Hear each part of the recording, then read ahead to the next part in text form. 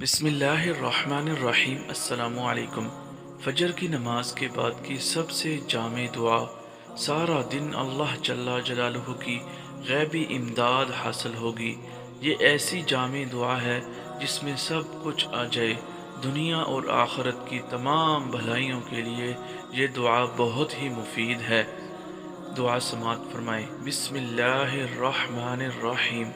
اللہم انا نسألک من خیر ما سألک منہ نبیک محمد صلی اللہ علیہ وسلم ونعوذ بک من شر ما استعاذ منہ نبیک محمد صلی اللہ علیہ وسلم وأنت المستعان وعليك البلاغ ولا حول ولا قوة إلا بالله۔